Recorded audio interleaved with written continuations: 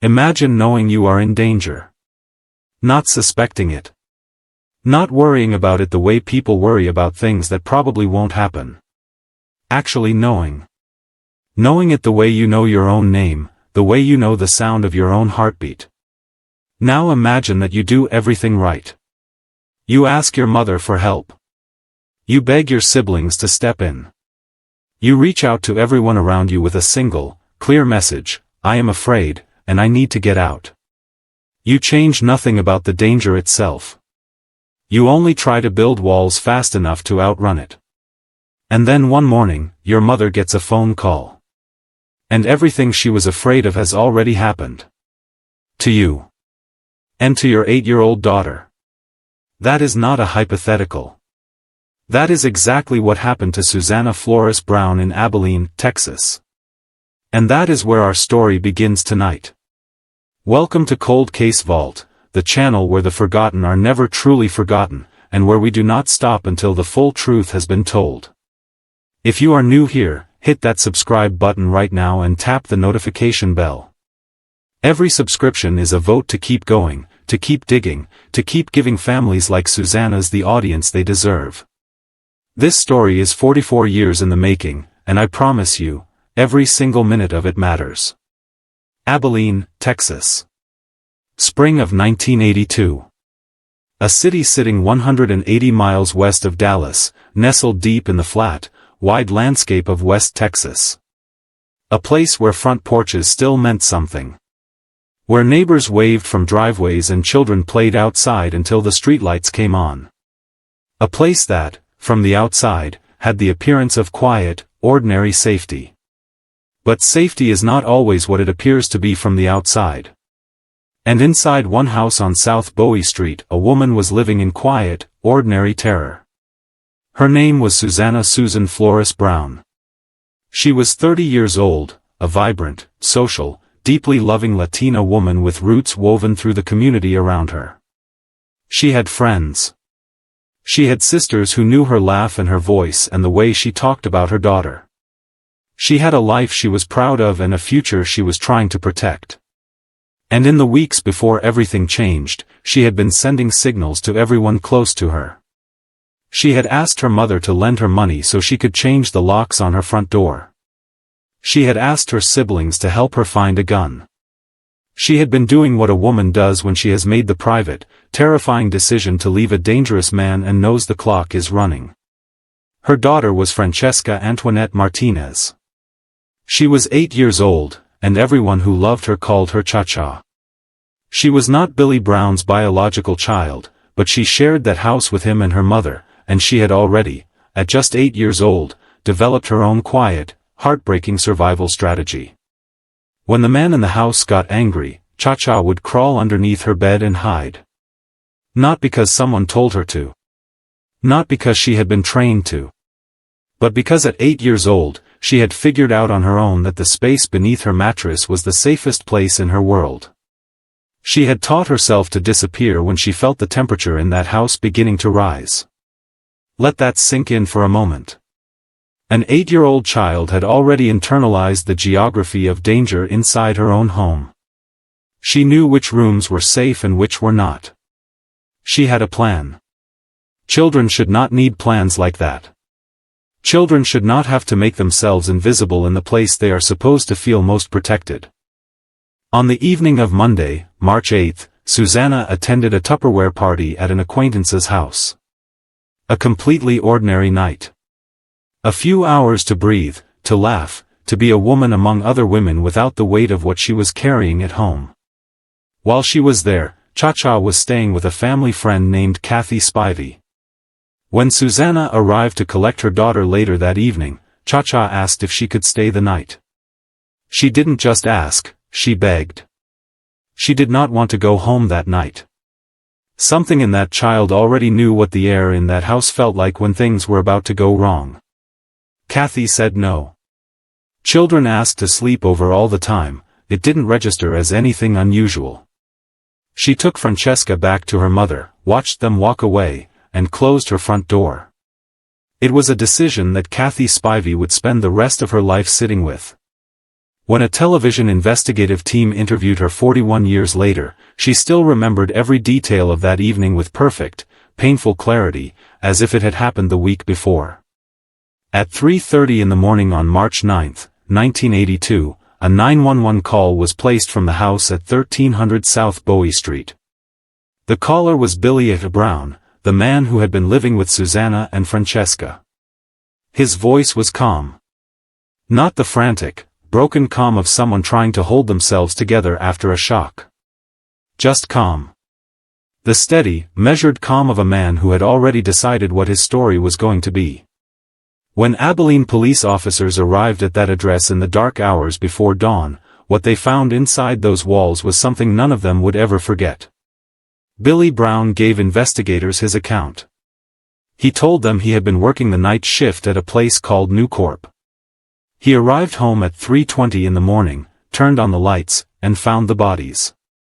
He said he did not use the telephone in the living room, the one right there, closest to where he claims he discovered 2 dead people, but instead walked all the way through the house to the kitchen to make his call. And somewhere in that walk, he happened to notice that the back door was sitting open a few inches. Investigators listened to all of this. And then they began to work the scene. And from the very first moments, nothing about what they found matched the story they were being told. There were no signs of forced entry anywhere in that house. Not on the locks. Not on the door frames. Not on the windows. A window was open, yes, but its screen was still in place, completely undisturbed, exactly the way it looks when no one has touched it from either side.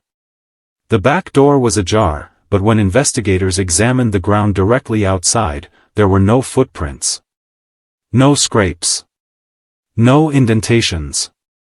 No trace of any human being having come through from the outside. And nothing had been stolen. Not a wallet. Not jewelry. Not the kind of random, portable items that someone breaking into a stranger's home at 3 in the morning would typically grab. Nothing was missing. Nothing at all. In Susanna's bedroom, they found her. A lamp cord had been wrapped around her neck. Her skull had been smashed. She had been sexually assaulted.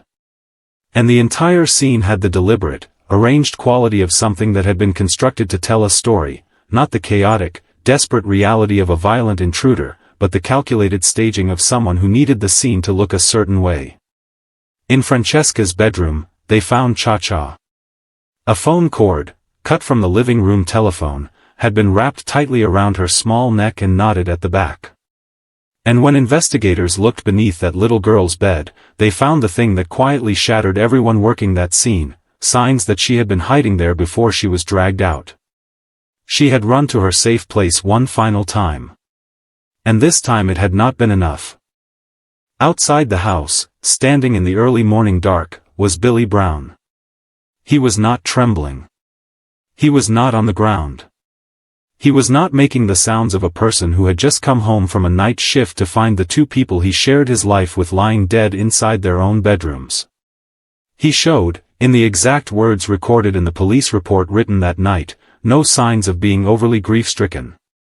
He was, instead, making comments about a bottle of whiskey. Susanna's half-brother arrived at the scene after hearing what had happened and later described Brown standing there, not crying, not breaking down, making casual remarks while detectives processed a double murder scene inside. Investigators had seen many things over the years. They knew what grief looked like in all its different shapes, the shock, the collapse, the silence, the screaming, the numbness. What they were watching in Billy Brown did not fit any of those shapes. It was something else entirely. And then Brown said something that every investigator present would carry with them for the rest of their professional lives. When asked why he had not used the telephone in the living room to call 911, the one right there, the most obvious and accessible phone in the house given where he claimed to have found the bodies, Brown replied without hesitation, almost casually. Wasn't Francesca's neck wrapped with the phone cord? Everything in that room went completely still. No one had told him that. Not one investigator had described to Billy Brown how Francesca had been killed. No one had mentioned a phone cord. No one had explained why the living room phone was no longer working. There was not a single legitimate way for Billy Brown to have known, in that moment, that the cord from the living room telephone had been cut and used on that 8-year-old child, unless he was the person who had cut it. In one short, casual sentence, spoken as though it were nothing, Billy Brown had handed investigators something they were not yet able to use, but would never forget. The autopsies completed the picture that the crime scene had started to draw. Susanna had not died from the lamp cord found around her neck. She had died from manual strangulation, someone's bare hands wrapped around her throat, face to face, close enough to feel every second. The cord had been placed there after she was already gone. It was a prop. A piece of theater constructed after the fact to make the scene look like the work of an intruder using whatever was at hand. In the study of violent crime, manual strangulation carries a specific and consistent meaning. It is the most personal method of killing. It does not happen between strangers. It does not happen in the context of a rushed, panicked break-in. It happens between people who share a history, a home, a relationship, years of accumulated control and rage.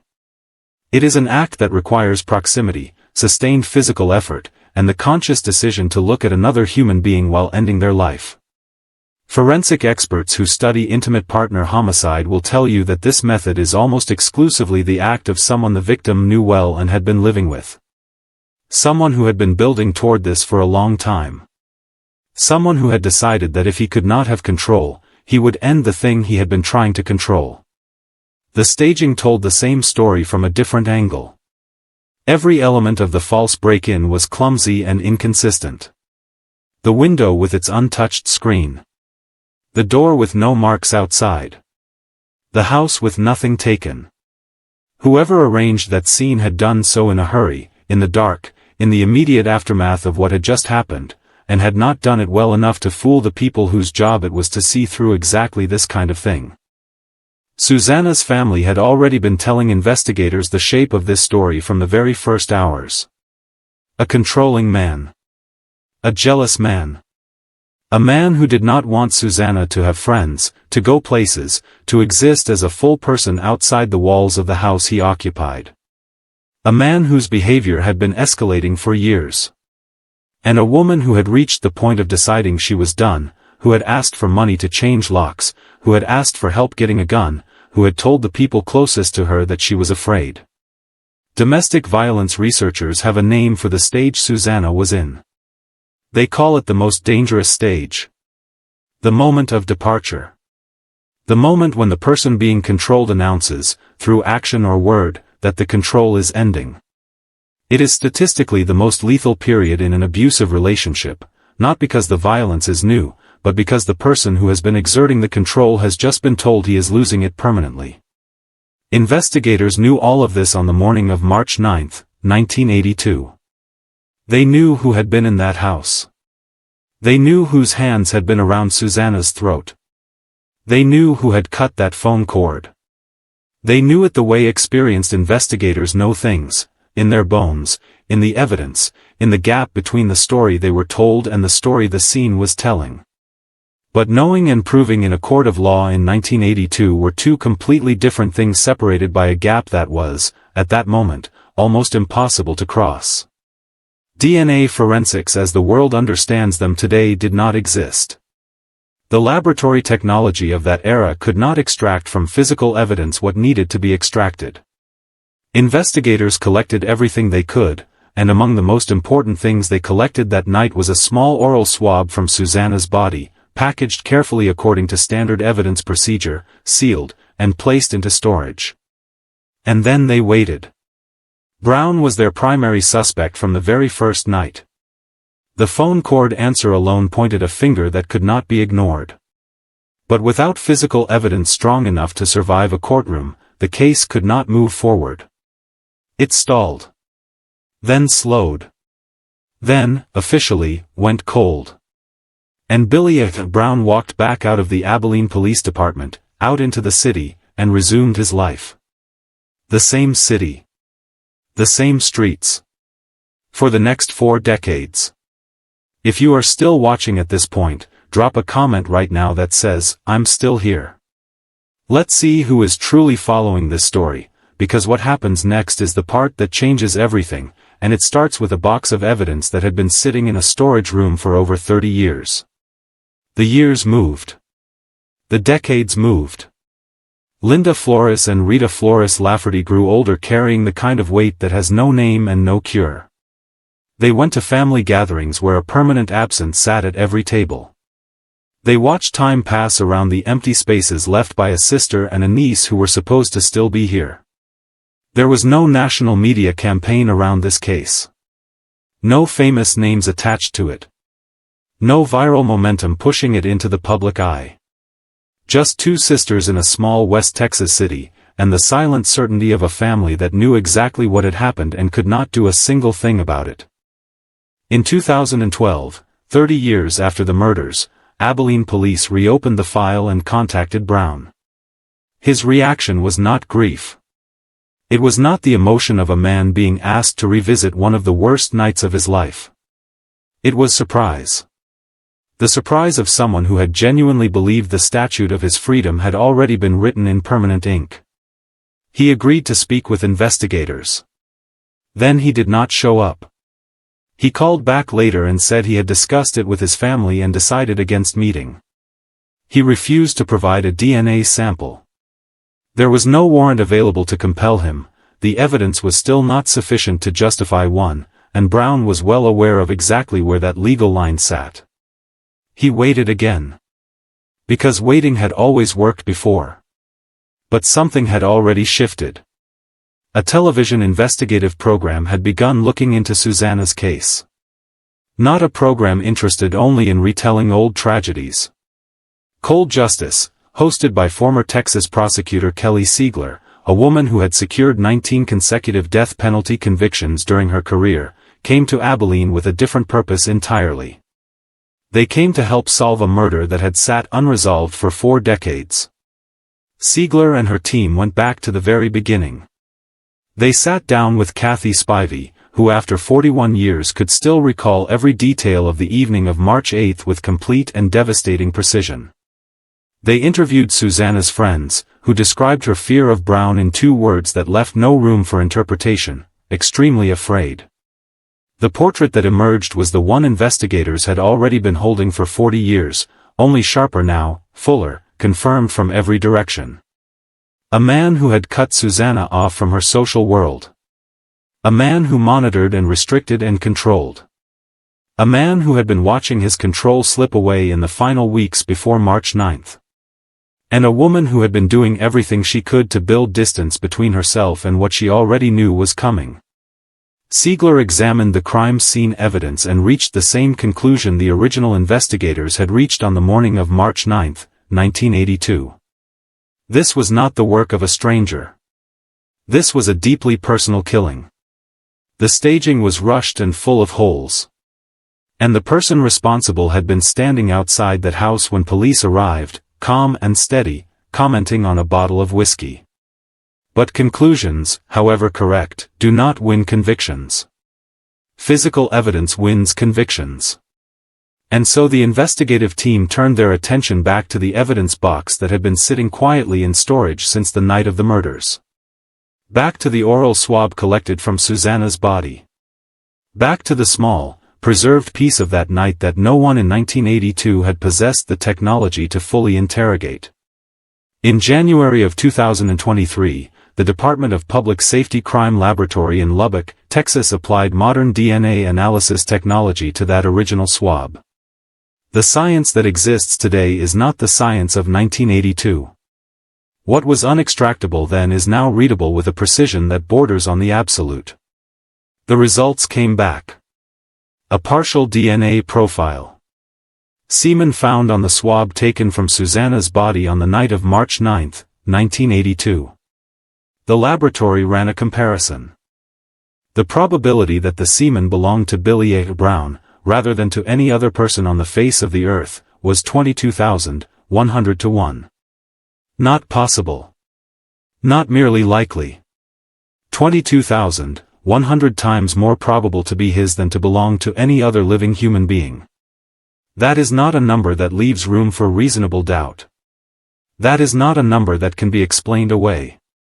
That is a number that, when placed beside the phone cord answer and the staged scene and the behavioral evidence from that night and the documented years of control and escalating violence, became, after 4 full decades of waiting, finally enough. In July of 2023, investigators obtained a court-approved warrant for a direct DNA sample from Billy A. Brown. They went to his address to execute it. They collected the sample. And while they were doing so, while the investigators were right there with him, Brown said something no one had asked him to say, something that came entirely without prompting. "I think I just signed my own death warrant." Not anger. Not outrage.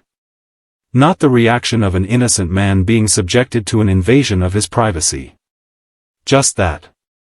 7 quiet words from a man who understood in that moment exactly what the laboratory was going to confirm.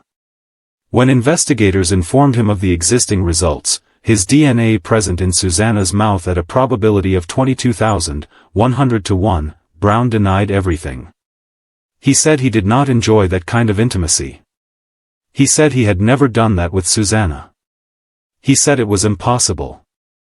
He reached for every available denial and held onto each one as though saying them firmly enough might make them true.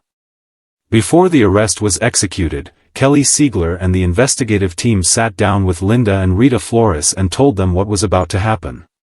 That police were going to arrest Billy A. Brown for the murders of their sister and their niece.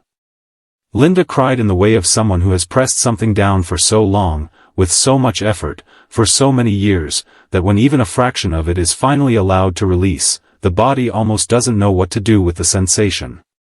She said she had no hope left. She said she did not believe this could happen after 41 years. She said it felt like a dream she was afraid she would wake up from before it was finished.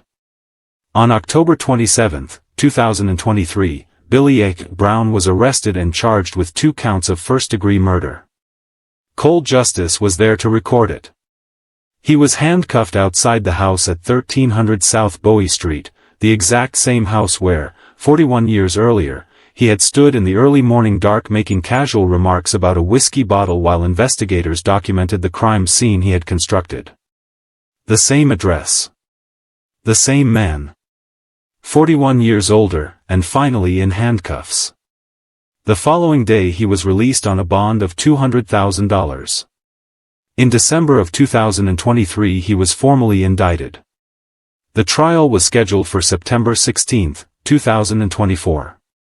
For the first time since 1982, Linda and Rita Flores had a real date on a real calendar. Not vague hope. Not the abstract possibility of someday. A specific day. A destination at the end of a road they had been walking for 4 decades without being able to see where it led. And then in February of 2024, Brown appeared in court for a preliminary hearing. He completed the standard legal procedures. He was walking out when he stopped in front of the reporters gathered at the exit. He looked at the cameras. And he smiled. And he said, about Susanna and Francesca's family, they've been fooled. Not remorse. Not silence. Not even the basic, minimal restraint of a man who understood the gravity of what he was being charged with. The same performance he had been giving since the morning of March 9, 1982. Unchanged. Unbroken. The smile of a man who still believed, even then, that he would find a way to outlast this. On July 27, 2024, exactly 50 days before his scheduled trial, Billy A. Brown died. The trial would never happen. There would be no jury. No verdict. No courtroom where the full story of Susanna and Francesca would be read aloud in front of witnesses and recorded into the permanent legal record. No moment where Brown would be made to sit completely still and listen to every detail of what he had done on the night of March 8, 1982. He escaped the courtroom. He did not escape the truth. The Taylor County District Attorney confirmed the case was officially closed following conversations with the victim's family. And with that, the story that had begun on the night of March 8, 1982, on a quiet street in Abilene, Texas, officially ended. Imperfectly. Incompletely. In the way that so many of these cases close, not with the clean, formal resolution of a verdict read in open court, but with a door quietly shutting on a room that never got to be fully emptied. Brown chose the timing of his departure from this world. Susanna and Francesca chose nothing in their final minutes on the night he took them from it. He lived freely in the same city for 41 years because the science capable of confirming what everyone already knew simply did not yet exist. He died before a jury could look him in the eyes. But here is what did not die with him, the record. The DNA profile. The number 22,100 to 1. The fact that the world now knows, with the full weight of modern forensic science behind it, what happened inside that house on South Bowie Street and who was responsible for it.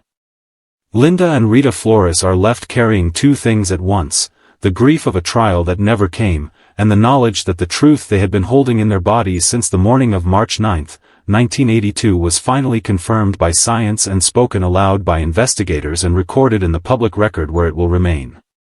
The investigators who never stopped. The evidence that was preserved with care. The science that eventually caught up to what was always there. Together, those things gave Susanna and Francesca something. Not everything. But something. Susanna asked for help. She reached out to her mother, her siblings, everyone within reach. She took every step available to her, the locks, the gun, the words she used to tell the people around her that she was afraid. She did everything right. She was not helped in time. Francesca was 8 years old. She had already learned, through her own quiet observation, that the space under her bed was the safest place in her home. She had constructed her own survival plan in the private way that children do when the danger in their environment is never addressed by the adults they depend on. An 8-year-old girl. Already that wise. Already that alone in it. Their names were Susanna Susan Flores Brown and Francesca Antoinette Martinez. Say them. Remember them. Let them mean something past this video. There are 3 things this case asks every one of us to carry forward. Not as abstract lessons, but as immediate, practical responsibilities. The first is this: when the woman in your life, a friend, a sister, a neighbor, a colleague, tells you she is afraid of her partner, that is not the moment to say you will see what you can do and then carry on with your week. That is an emergency. That moment requires an immediate, same-day response. You call the National Domestic Violence Hotline at 1-800-799-7233. You sit with her. You ask her directly, what do you need right now, today, not eventually. Susanna gave every available signal to the people who loved her. The request for money to change the locks. The request for help finding a gun. The word afraid spoken plainly to the people who were supposed to hear it. The signals were all there. They were not answered in time. The second, isolation is not a sign of devotion. Control is not a sign of love. Extreme jealousy that prevents a woman from maintaining friendships, from going anywhere alone, from making her own choices without asking permission, those are not quirks of a passionate relationship. They are the earliest identifiable warning signs of violence that will eventually escalate. If someone in your life is living inside those conditions, find a moment when the controlling partner is absent and ask them directly how they are. Do not wait for them to come to you. They may not be able to. The third, if you are ever present at a crime scene, as a victim, as a witness, as someone who discovers what has happened, protect the evidence. Do not shower. Do not change your clothing. Do not clean or disturb the scene before law enforcement has processed it.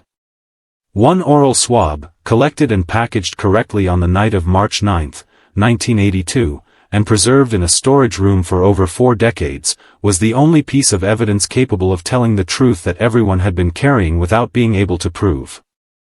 Evidence that seems insignificant in the immediate moment of shock can be the single thing, 41 years later, when the science finally exists to read it, that speaks for a person who can no longer speak for themselves. If this story has moved something in you tonight, and if you believe that stories like Susanna's and Cha-Cha's deserve to be told, shared, and remembered, then please take 5 seconds right now. Hit the like button. Leave a comment below. And if you are not yet subscribed to Cold Case Vault, do it now, before this video ends. Every single subscription is a direct signal to us that you want us to keep going. To keep finding the cases where families have been waiting years, or decades, or lifetimes for the world to pay attention. To keep building this community around the belief that no victim should be forgotten and no family should carry the weight of silence alone. Susanna's family waited 41 years for the world to hear what happened in that house. The very least we can do is make sure that now that it has been heard, it is never forgotten. Subscribe to Cold Case Vault. Share this video tonight. And we will see you in the next case. Cold Case Vault. Because every victim deserves to be remembered.